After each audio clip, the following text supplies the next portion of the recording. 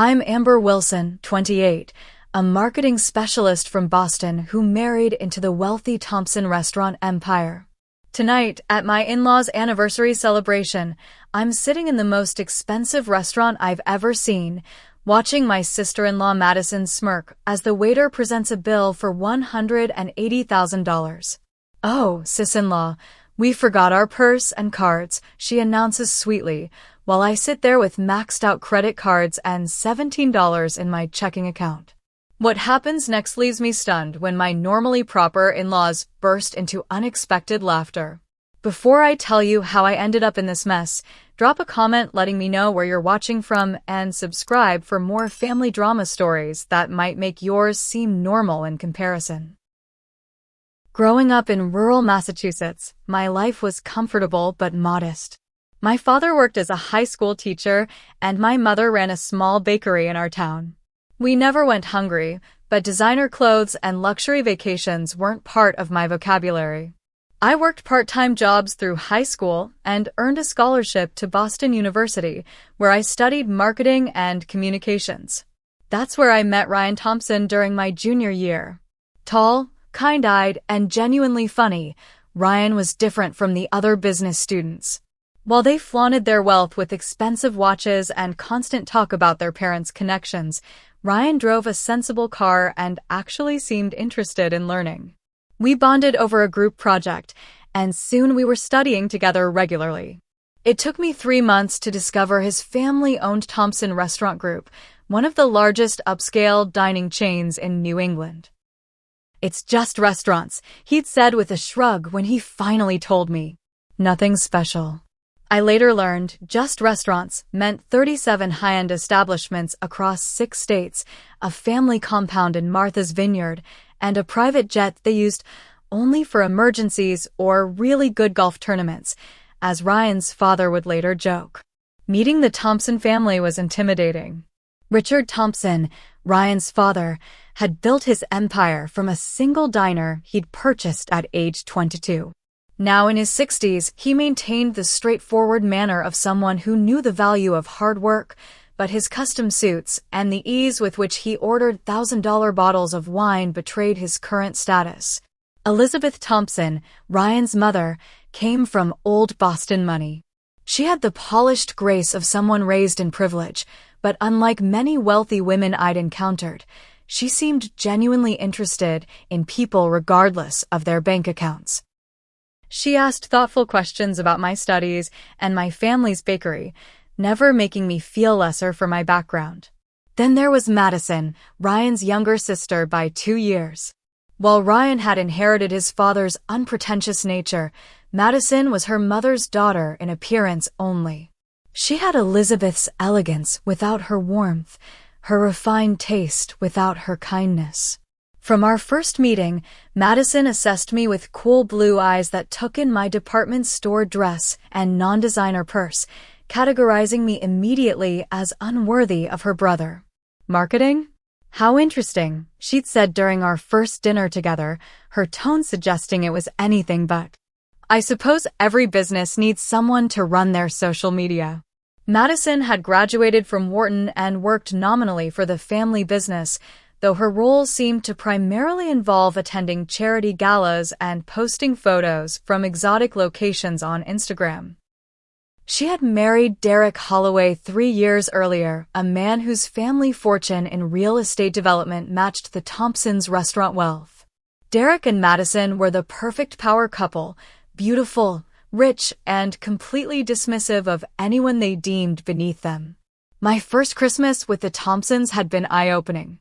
The gifts exchanged were extravagant: designer bags, luxury watches, and weekend getaways presented with casual ease. I had spent weeks making homemade candles and baking specialty cookies for everyone, only to watch Madison unwrap mine with a tight smile. "How crafty," she'd said, setting aside my gift to admire the Cartier bracelet Derek had given her. Despite these tensions, Ryan and I built our relationship on genuine connection. He proposed after 2 years of dating, with a ring that I later learned had belonged to his grandmother, a detail that made Madison purse her lips in disapproval when she saw it. You could have at least had it reset in platinum, I overheard her telling Ryan at our engagement party. Our wedding was a compromise between my desire for simplicity and the Thompsons' social obligations. While not the society event Madison had orchestrated for her own wedding, covered in Vogue and featuring a performance by a Grammy-winning artist, our celebration was still far more lavish than anything my family had experienced. After the wedding, Ryan and I settled into a comfortable brownstone in Boston's South End. While it was a beautiful home in an expensive neighborhood, we had chosen it as a sensible investment rather than purchasing the luxury penthouse Richard had suggested. Ryan worked as an executive in the family business, but insisted on earning his position rather than simply inheriting it. I had taken a job at a boutique marketing firm, wanting to establish my own career rather than working for the Thompson empire. This independence frequently put us at odds with family expectations. Madison and Derek lived in a sprawling apartment overlooking Boston Harbor, drove matching luxury SUVs, and seemed to approach life as if money were an unlimited resource. Family gatherings often became subtle competitions, with Madison frequently commenting on our cute little place or asking when Ryan would finally take on real responsibility in the company. Through it all, Ryan remained my steadfast ally, though sometimes he was oblivious to his sister's digs or his parents' assumptions about our finances. Having grown up with wealth, he didn't always recognize the pressures I felt to maintain appearances within his family. When Richard and Elizabeth announced they would be celebrating their 40th wedding anniversary, I knew immediately it would be an elaborate affair. What I didn't anticipate was how this celebration would bring all the unspoken tensions in our family dynamic to a head. 6 months before their actual anniversary date, Richard and Elizabeth called a family dinner to discuss celebration plans. Ryan and I joined Madison and Derek at his parents' Beacon Hill townhouse, where their longtime housekeeper served us a casual dinner that included lobster bisque and filet mignon. 40 years deserves something special, Richard announced, pouring everyone vintage Bordeaux that probably cost more than my monthly student loan payment. We've been thinking about Lucille. Lucille was not just a restaurant, it was an institution. Located on the top floor of Boston's tallest building, it had 3 Michelin stars and a waiting list rumored to be months long unless you were someone of importance, which the Thompsons certainly were. The restaurant was famous for its gold leaf accented desserts, rare ingredient imports, and wine cellar valued at over $10 million. Perfect choice, Madison chimed in immediately. I know the executive chef from the charity gala last year. I'll handle the arrangements. We want to keep it intimate, Elizabeth said. Just family and our closest friends. Perhaps 40 people for 40 years. Madison was already scrolling through her phone contacts. I'll start a planning committee. Amber, you can help with invitations or something. Ryan squeezed my hand under the table. Amber's the marketing expert. She could handle all the communication and coordination. Madison's smile tightened. Of course, but I've already worked with most of these vendors for my events. It makes more sense for me to take the lead. We'll all contribute, Richard declared. And of course, we'll split the celebration costs equally among the children. Your mother and I just want to enjoy ourselves without worrying about details. My stomach dropped. Splitting costs equally sounded fair in theory, but when the other contributors were Madison and Derek, whose combined income was at least 5 times what Ryan and I made, equal didn't feel equitable. Later that night, as Ryan and I got ready for bed, I broached the subject carefully. Your dad's anniversary dinner, what do you think the per-couple contribution might be? Ryan shrugged as he hung up his suit. Probably a few thousand each. Why? A few thousand is a lot for us right now, I reminded him. We just put that money into fixing the bathroom leak, and our mortgage payment just went up with the interest rate adjustment. Ryan sat beside me on the bed. I know things are tight with the promotion still pending and your company's slow quarter. But this is important to my parents. I understand that. I just wish the contributions could be proportional rather than equal. Madison and Derek spend a few thousand on a weekend trip without blinking. If it's really a problem, I can talk to Dad, Ryan offered, though I could tell by his tone he was reluctant. No, I sighed. That would just give Madison more ammunition. We'll figure it out. The next day, I researched Lucille online, hoping to get some sense of the potential costs. The restaurant didn't list prices publicly, never a good sign for budget-conscious diners, but reviews mentioned tasting menus starting at $400 per person before drinks, tax, or gratuity. For 40 guests, we were looking at a minimum of $16,000 just for food, likely doubling with fine wines and service. My portion of this equal contribution would likely exceed our monthly mortgage payment. I started cutting back immediately, bringing lunch to work, canceling my rarely used gym membership, and picking up freelance marketing projects on weekends.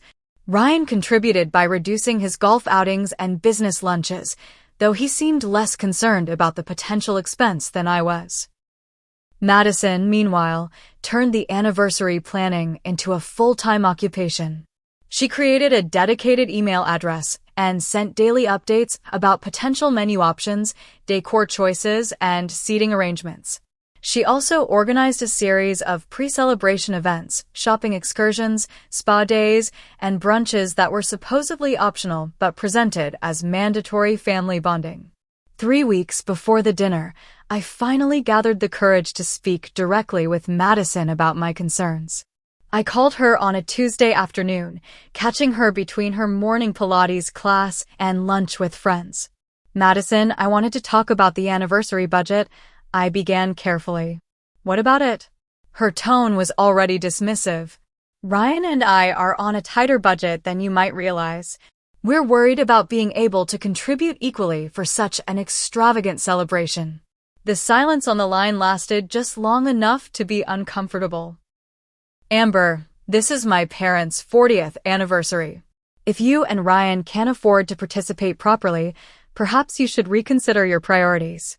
Everyone else is managing just fine. I'm not saying we won't contribute, I clarified. I'm just wondering if there's a way to adjust expectations or costs. The plans are already set, Madison replied coldly. If you're having financial difficulties, that's really between you and Ryan. Don't try to diminish my parents' celebration because you married my brother without considering what being part of this family entails. She hung up before I could respond, leaving me with a mixture of anger and humiliation. Later that evening, she sent a group email detailing the final menu selection, which now included an additional champagne toast with rare vintage Dom Perignon. The day before the anniversary dinner, Madison organized what she called a ladies' preparation day for Elizabeth, herself, me, and the wives of Richard's 2 brothers. The itinerary she emailed included appointments at an exclusive salon, lunch at an upscale bistro, and shopping at Newberry Street's most expensive boutiques. I arrived at the salon 15 minutes early, hoping to speak with Elizabeth privately before the others joined. The receptionist led me to a waiting area with cucumber water and imported Italian cookies, informing me that Mrs. Thompson had called to say everyone would be running 20 minutes late. When the group finally arrived, Madison was leading the way in designer activewear that probably cost more than my entire wardrobe. Sorry we're late, she announced without sounding sorry at all.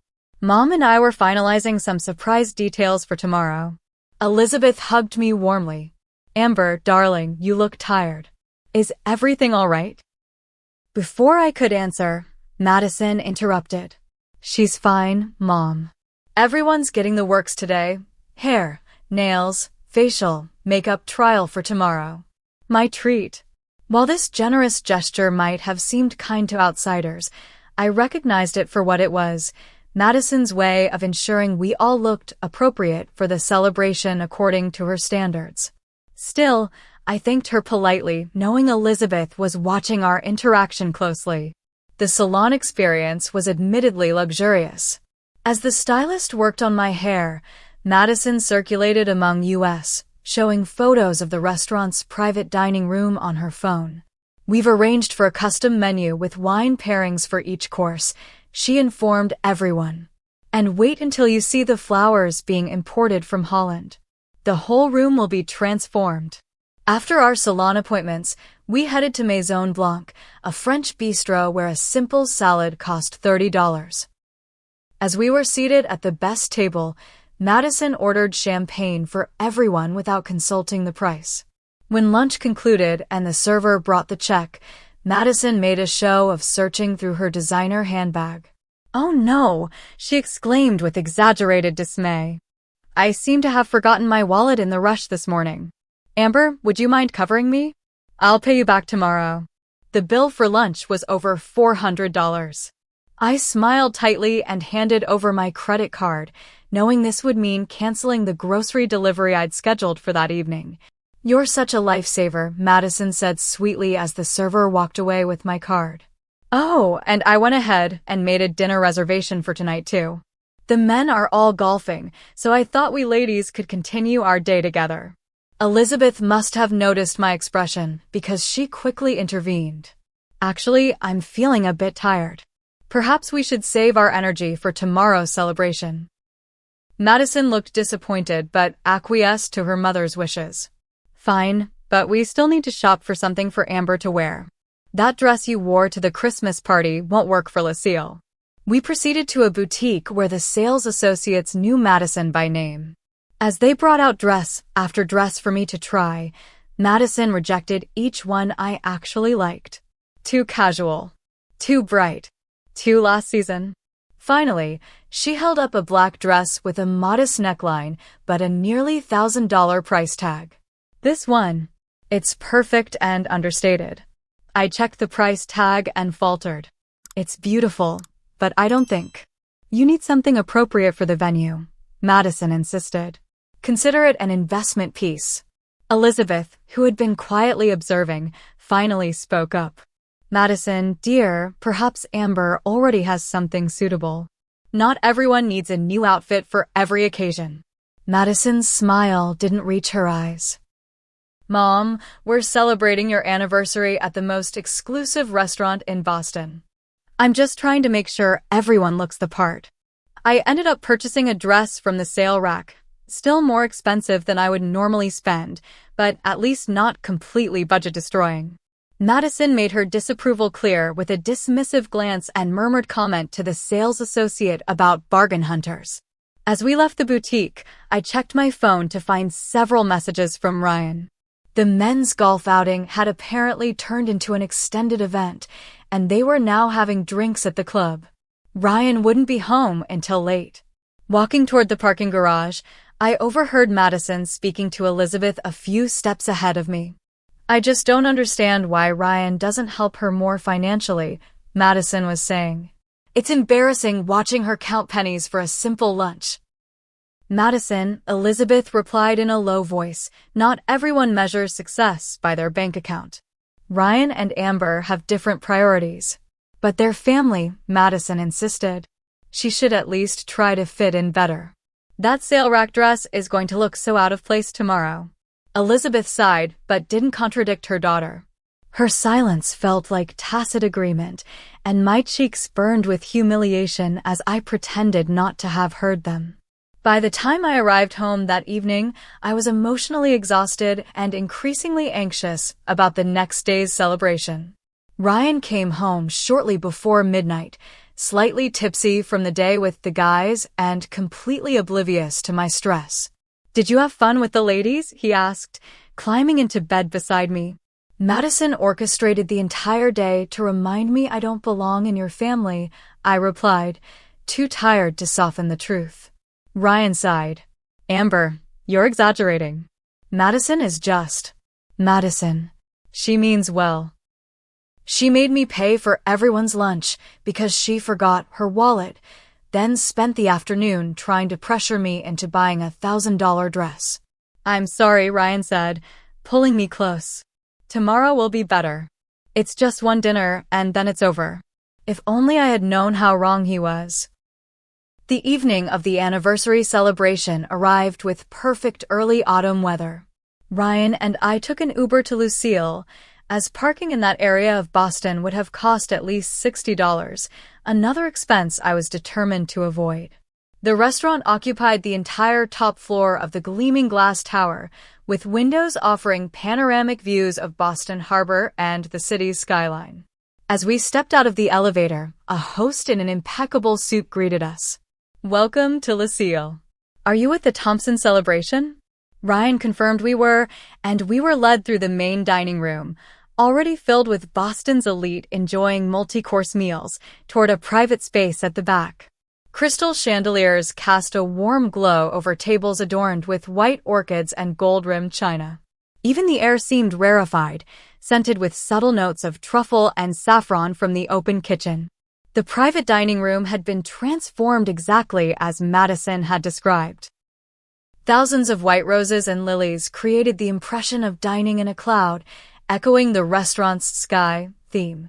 Floor-to-ceiling windows showcased the sunset over Boston, and a string quartet played softly in the corner. Most of the guests had already arrived. Richard and Elizabeth stood near the center of the room, he in a classic tuxedo, and she in an elegant blue gown that complemented her silver hair. They greeted us warmly, with Elizabeth holding onto my hand a moment longer than necessary. "You look lovely, dear," she said, nodding approvingly at my compromised dress. "Thank you both for being here to celebrate with us."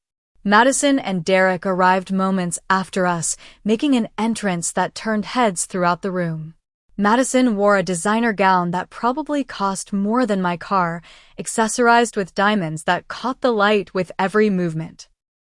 Derek, handsome in a way that seemed almost manufactured, surveyed the room with the confident air of someone who had never worried about a bill in his life. The seating arrangement, which Madison had undoubtedly orchestrated, placed Ryan and me directly across from her and Derek, with Richard and Elizabeth at the heads of the table.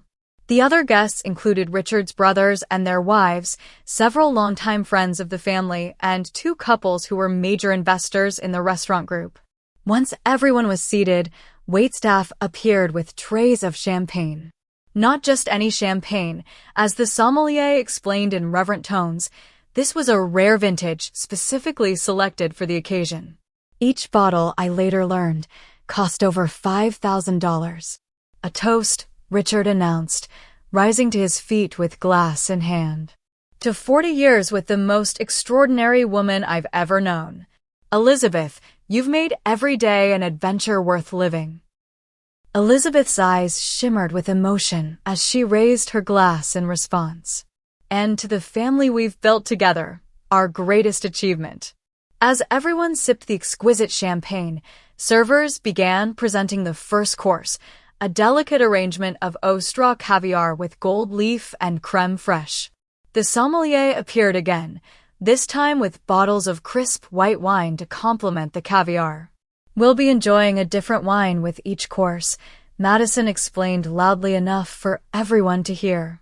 "The sommelier has selected some exceptional vintages from Lucille's private cellar." I watched as Derek casually swirled his wine before taking a sip. "Excellent choice. This is the same producer we discovered in Burgundy last summer, isn't it?" The sommelier nodded appreciatively at Derek's knowledge, while I struggled to remember if I was supposed to use the small fork or the even smaller spoon for the caviar. Ryan, sensing my discomfort, subtly demonstrated by using his own utensils first. Madison leaned across the table. "Amber, you've hardly touched your caviar. Not to your taste." The question was designed to highlight my inexperience with such luxury, but I smiled pleasantly. "Just savoring it slowly. It's not every day we enjoy such a special treat." "Oh, of course," Madison replied with false sympathy. "I forget not everyone is used to fine dining." Elizabeth, overhearing this exchange, skillfully redirected the conversation. "Madison, tell everyone about the anniversary trip you and Derek took to Bali last year." As the meal progressed through course after exquisite course, the wine continued flowing freely. Each dish was more elaborate than the last. Butter-poached lobster with black truffle, A5 Wagyu beef with foie gras, rare mushrooms harvested from some remote Japanese forest. With each new wine pairing, I became increasingly aware of the mounting cost of this single meal. When I tried to discreetly order just water instead of wine for one course, Madison immediately drew attention to it. Not drinking the Bordeaux? It's over $2,000 a bottle. Dad had it imported specifically for tonight.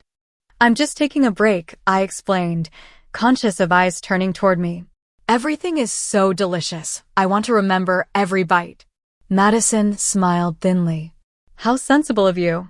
Meanwhile, Richard continued regaling the table with stories from his and Elizabeth's early days building the restaurant business. These tales, which I normally enjoyed for their glimpses into the hardworking people my in-laws had once been, now seemed to highlight the vast gulf between their world and mine. As the main course dishes were cleared, Madison excused herself from the table. She returned moments later with a small wrapped package, which she presented to her parents with a flourish. A small token to celebrate 40 amazing years, she announced. Elizabeth carefully unwrapped the gift to reveal a pair of first-class tickets for a month-long world cruise, along with a photo album documenting preparations for a surprise vow renewal ceremony to be held on board. We've arranged everything, Madison explained as her parents expressed their delight. All your friends will be flying out to join you for the ceremony in Santorini. The extravagance of this small token made my stomach clench. Ryan and I had purchased a custom-made album filled with restored photos from throughout Richard and Elizabeth's marriage, thoughtful but now seemingly inadequate beside Madison's grand gesture. When it was our turn to present our gift, Ryan spoke warmly about the thought that had gone into finding and restoring the old photographs. Elizabeth genuinely teared up looking through the album, but I couldn't help noticing Madison's smug expression as she leaned toward Derek. So creative when you're on a budget, she whispered, just loud enough for me to hear. For hours into the anniversary celebration, we had progressed through 7 courses, each with its own wine pairing. The conversation had grown louder as the evening advanced, with Richard telling increasingly animated stories about the early days of his restaurant empire, and several guests abandoning their seats to mingle around the room. I excused myself to visit the restroom, needing a moment away from the opulence and Madison's pointed comments. The ladies' room at Lucille was, unsurprisingly, a sanctuary of marble and soft lighting, with a uniformed attendant offering hand towels and various toiletries. As I was washing my hands, Madison entered, her timing so perfect I suspected she had followed me deliberately. Having a good time, she asked, reapplying her lipstick in the mirror. It's a beautiful celebration, I replied diplomatically.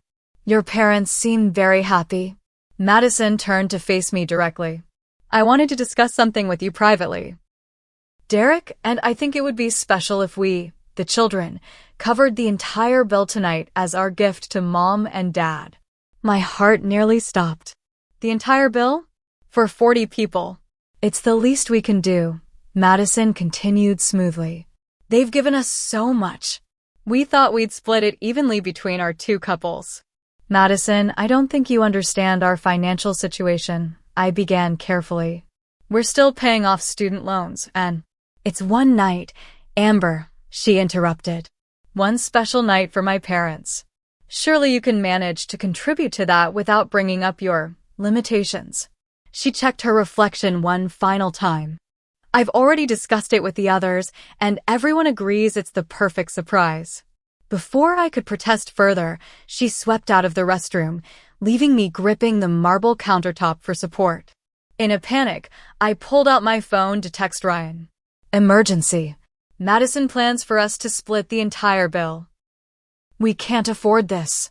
His reply came a minute later. What? That wasn't the plan. How much? No idea, but must be thousands per couple. Multiple courses, rare wines for 40 people. What do we do? Don't worry. We'll talk to her. But when I returned to the table, Ryan was deep in conversation with one of his father's business associates, and Madison was nowhere to be seen. I spent the next course in anxious distraction, barely tasting the delicate chocolate and gold leaf dessert placed before me. As coffee and digestives were being served, Madison clinked her glass to gain everyone's attention. Before this wonderful evening concludes, the children have a special surprise, she announced, smiling broadly at her parents. As a token of our appreciation for everything you've done for us, we want to cover tonight's celebration. Richard began to protest, but Madison continued, "We insist. It's decided. It's the least we can do to thank you both for 40 years of love and guidance." Elizabeth looked touched, while Richard seemed both surprised and proud. I felt Ryan tense beside me as he realized what was happening, but before he could say anything, the maitre d' appeared at Madison's side with a leather folder. "The account for this evening, madam, as requested," he murmured discreetly. Madison accepted the folder with a gracious nod, opening it briefly before passing it to Derek. I watched as his eyebrows rose slightly, the only indication of the astronomical sum listed inside. The folder made its way around the table to Ryan, who opened it and immediately paled. When he showed me the total, I nearly gasped aloud. $180,000. The figure seemed impossible, more than twice our annual mortgage payments, more than I had made in my first 2 years of work combined. Even divided between couples, our share would be $90,000, an amount we simply didn't have.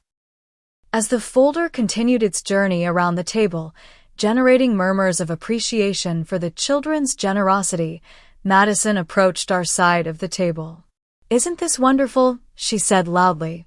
"Now, shall we settle up between couples before presenting the gift to Mom and Dad?"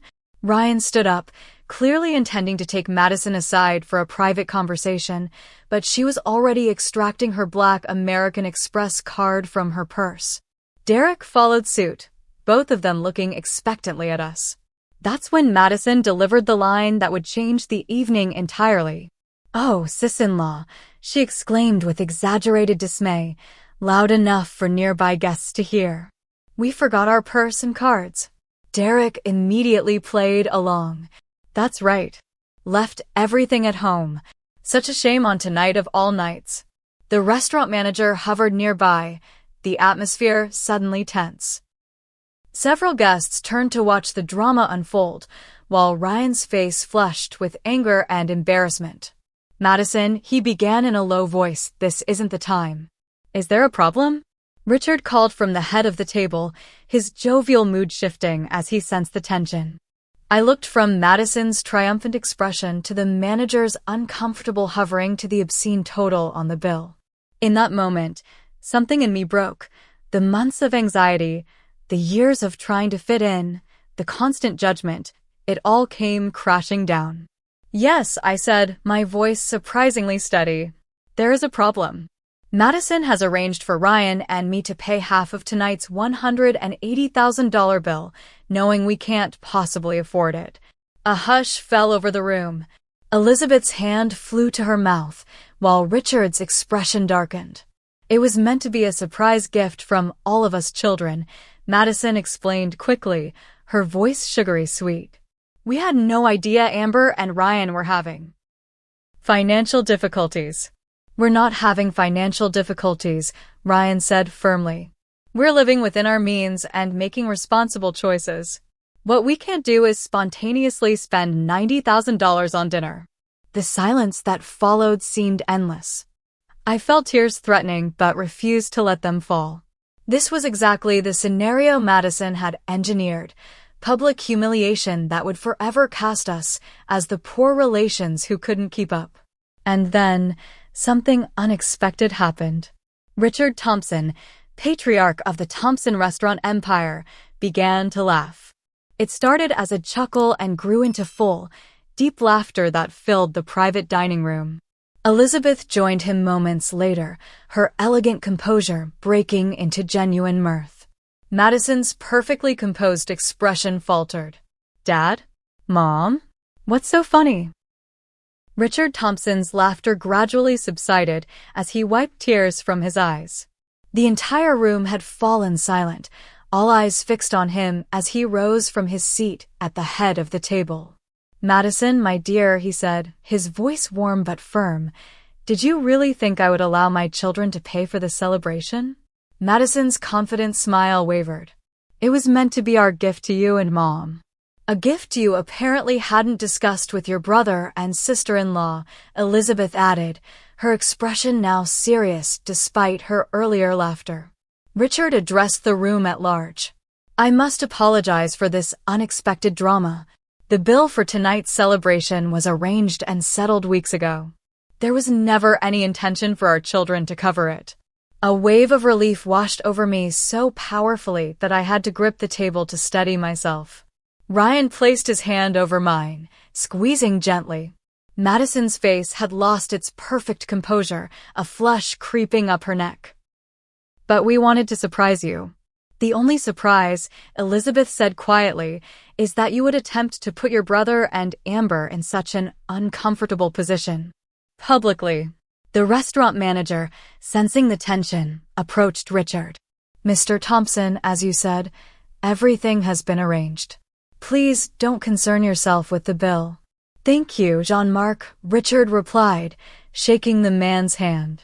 The evening has been perfect, as always. As the manager retreated, Richard turned his attention back to Madison and Derek. We should continue this discussion privately, but I want to be clear. This celebration was our gift to all of you, not the other way around. Elizabeth rose and moved gracefully to stand beside her husband. Perhaps what's most disappointing is that this entire scene was unnecessary.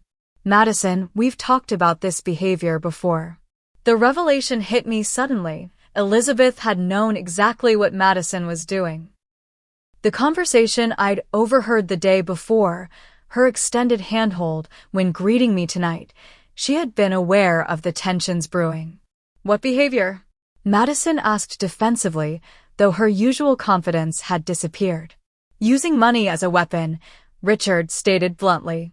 Your mother and I have watched you do this for years, using your financial privilege to make others feel less than. It stops tonight. Several guests began discreetly gathering their belongings, sensing this had become a private family matter.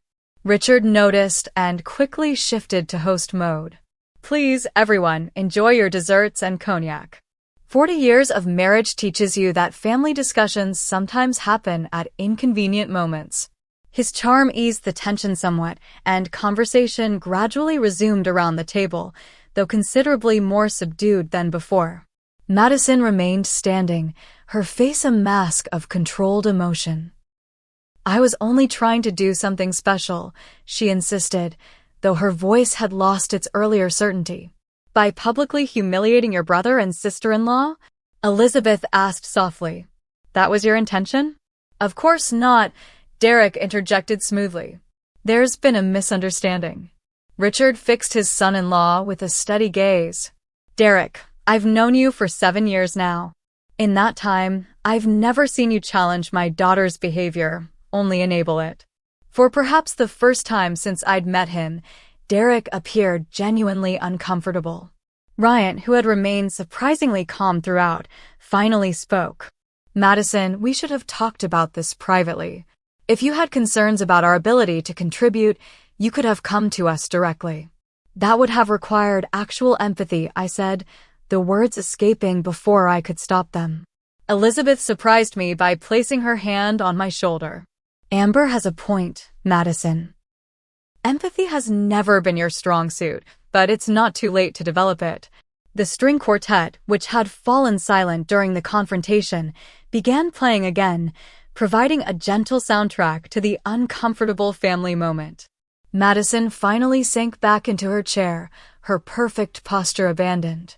I didn't mean to cause a scene, she said quietly, though whether this was genuine remorse or damage control was unclear. Richard returned to his seat but leaned forward to address us all. When I started in this business, I had nothing. Did you know that, Madison? Your mother came from wealth, but I had exactly $17 to my name when I asked her to marry me. This was a story I'd heard before, but Madison looked surprised. Mom never cared about my bank account, Richard continued. She saw something in me beyond dollar signs. That's the foundation we built this family on, not money, not status, but character and genuine connection. Elizabeth nodded. I've watched you judge Amber since the day Ryan brought her home, Madison. You've measured her worth by her clothes, her career, her background, everything except who she actually is. That's not fair, Madison protested weakly.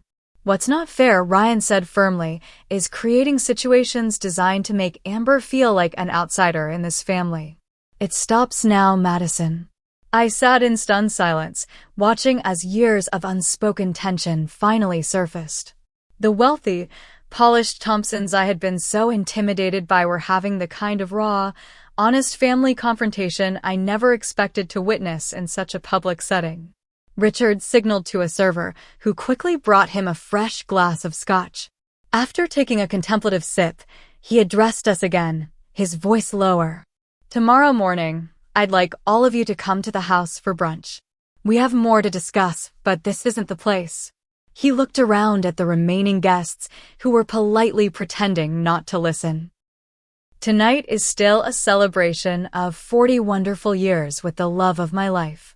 He raised his glass to Elizabeth, who smiled at him with genuine affection. The moment provided a graceful transition back to the original purpose of the evening, and gradually, the atmosphere began to recover. Madison remained uncharacteristically quiet for the remainder of the evening. Derek attempted to engage various guests in conversation, but his usual smooth charm seemed forced. Ryan kept his hand firmly intertwined with mine, a silent show of solidarity.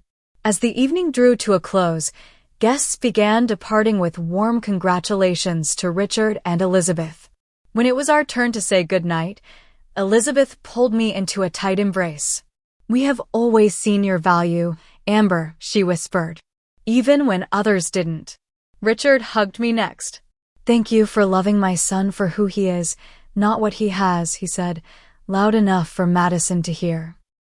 In the elevator descending from Lucille, Ryan, Madison, Derek, and I stood in uncomfortable silence. As we reached the lobby, Madison finally spoke. I'm sorry about tonight, she said, not quite meeting my eyes. It wasn't supposed to go that way. How was it supposed to go, Madison? Ryan asked, his arm protectively around my waist. She had no answer for that. The Uber ride home from Lucille was quiet, with Ryan and I both processing the evening's dramatic turn of events. The city lights of Boston blurred past the window as I rested my head on Ryan's shoulder, emotionally exhausted but somehow lighter than I'd felt in years. I can't believe your father already paid the bill, I finally said, breaking the silence. Ryan sighed. I can't believe Madison tried to pull that stunt. Actually, no, I can believe it. I just never thought she'd be so blatant about it. Your mom knew, I told him. She's been watching Madison's behavior toward me all along. Mom sees everything, Ryan agreed. She's just more subtle about addressing it than Dad is. He squeezed my hand. I'm sorry I didn't always see what was happening. I should have stood up to Madison more. We both should have been more direct instead of trying to keep the peace, I admitted. When we arrived home, the contrast between our comfortable but modest brownstone and the opulence of Lucille struck me anew. Our home wasn't showcased in design magazines like Madison and Derek's, but it was warm, personal, and, most importantly, within our means. Ryan opened a bottle of wine we'd been saving for a special occasion, and we stayed up late into the night talking more honestly than we had in months about family dynamics, money, and our own values. I love my family, Ryan said, but tonight made me realize how much I've internalized their expectations without questioning them. Your parents seem to have a healthier perspective than I gave them credit for, I replied. Especially your mom. When morning came, we prepared for the brunch at Richard and Elizabeth's with a mixture of trepidation and hope. The evening's confrontation had cleared the air, but family wounds, especially those involving money and status, rarely heal overnight. Richard and Elizabeth lived in a stately Beacon Hill townhouse that had been in Elizabeth's family for generations. As Ryan and I climbed the steps to their front door, I noticed Madison and Derek's car already parked outside. Elizabeth greeted us warmly, ushering us into the formal dining room where a spread of pastries, fruits, and coffee awaited. Madison and Derek were already seated, both looking unusually subdued. Richard stood at the head of the table, reading the Sunday paper with his reading glasses perched low on his nose. "Amber, Ryan, good morning," he said, folding his paper and removing his glasses. "Help yourselves to coffee. Maria made her famous cinnamon rolls this morning." The initial conversation remained safely neutral. Comments about the beautiful weather, compliments on the food, gentle reminiscences about the anniversary celebration. Only after we had all filled our plates did Richard clear his throat and shift the discussion to the previous night's events. "I want to address what happened last night," he began. "Madison, your mother, and I have given this a lot of thought." Madison straightened in her chair, her expression guarded. "Dad, I've already apologized." "To whom?" Elizabeth interjected gently. "I don't recall hearing you apologize to Amber and Ryan." Madison glanced at me briefly before looking down at her plate. "I'm sorry for putting you both in an uncomfortable position." "It wasn't my intention." "Wasn't it?" Richard asked, his tone not unkind but definitely firm. "Madison, we've watched you create these situations for years. The forgotten wallet when you're out with Amber, the constant comments about their home and lifestyle choices, the pressure to participate in expenses you know are beyond their current means." Derek shifted uncomfortably beside his wife. "Richard, I think." "Derek," Elizabeth interrupted smoothly, "perhaps this is a moment to listen rather than defend." Madison's face had flushed red. "You make it sound like I've been deliberately cruel. I've only ever tried to include Amber in the family activities." "On your terms," Ryan pointed out. "Without considering our circumstances or preferences. What's the point of having money if you're afraid to spend it?" Madison countered. "You work for the family business, Ryan. You could easily be making 3 times what you do now if you'd take on more responsibility." "That's exactly the issue," Richard said, leaning forward. "You measure everything and everyone by monetary value. That was never the foundation of this family." Elizabeth reached for her husband's hand. "Madison, after you were born, your father and I made a conscious decision to provide you with every advantage. Perhaps we went too far." "Too far?" Madison looked genuinely confused. "We never taught you the value of earning something yourself," Richard explained.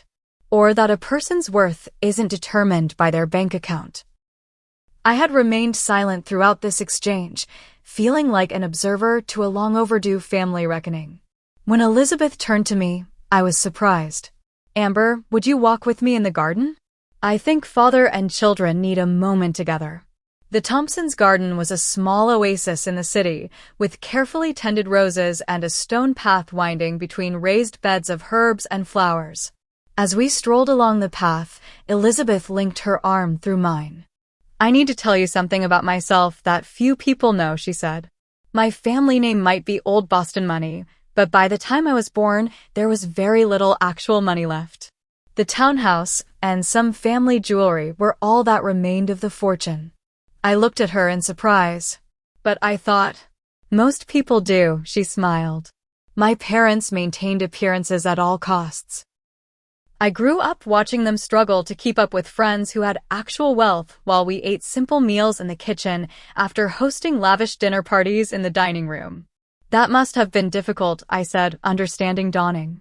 "When I met Richard, he was working as a line cook and taking business classes at night. My parents were horrified. They'd hoped I'd marry someone who could restore the family fortune. But Richard had something more valuable than money. He had vision and integrity." She paused beside a particularly beautiful rose bush, gently touching one of the blooms. "I recognized in you the same qualities I saw in Richard all those years ago. You love Ryan for himself, not his family name or potential inheritance. Madison has never understood that kind of love." "I've tried so hard to fit in with your family," I admitted. "Perhaps too hard," Elizabeth suggested kindly. "We never wanted you to become someone else to belong here." When we returned to the dining room, the atmosphere had shifted. Madison's perfect posture had softened, and there were traces of tears on her cheeks. Richard was speaking in the gentle but firm tone I'd heard him use when mentoring young chefs in his restaurants. Starting tomorrow, Madison will be taking a more active role in our community outreach programs, he informed us as we sat down. Specifically, working directly with our scholarship recipients and Restaurant Worker Assistance Fund. Madison nodded, her usual confidence subdued. Dad thinks it will give me perspective. And Derek will be joining our financial planning committee for employees, Richard continued. Helping staff at all levels learn about budgeting, investing, and planning for their futures. Elizabeth squeezed my hand under the table as Ryan raised his eyebrows at these developments. As for you two, Richard turned to us, I want to be clear about something. The choices you've made, living within your means, building your careers gradually, prioritizing experiences over possessions, these aren't failures. They're values, Elizabeth, and I respect deeply. Your father started with one small diner, Elizabeth reminded everyone. He could have borrowed money from my family connections to expand faster, but he insisted on growing only as his genuine success allowed. The restaurant empire was built on hundreds of small, responsible decisions, Richard said. Not on flashy displays or overextension. As brunch concluded, Madison approached me while Ryan was deep in conversation with his father. I owe you a real apology, she said quietly. Not just for last night, but for a lot of things over the years. Madison, I began, but she shook her head. Please let me finish. I've never had to work for anything the way you and Ryan have. Everything's always been handed to me, and I've judged you for not having the same when the truth is, I've never earned any of it myself. Her vulnerability surprised me. We all have different journeys. Mine needs to change, she admitted. I don't expect us to suddenly become best friends, but I'd like a chance to start over. To get to know you as my brother's wife, not as someone I need to compete with or judge. It wasn't a complete transformation. Years of behavior patterns don't change overnight, but it was a beginning. Over the following weeks, subtle shifts occurred in the Thompson family dynamic. Madison began her community work, initially with reluctance, but gradually with increasing engagement.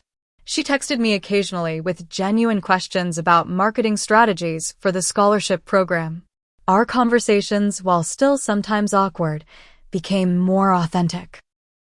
Ryan and I hosted a dinner at our home a month after the anniversary incident, a simple meal prepared together in our modest kitchen. To my surprise, everyone came, including Madison and Derek. No one commented on our cute little place or suggested renovations we should consider.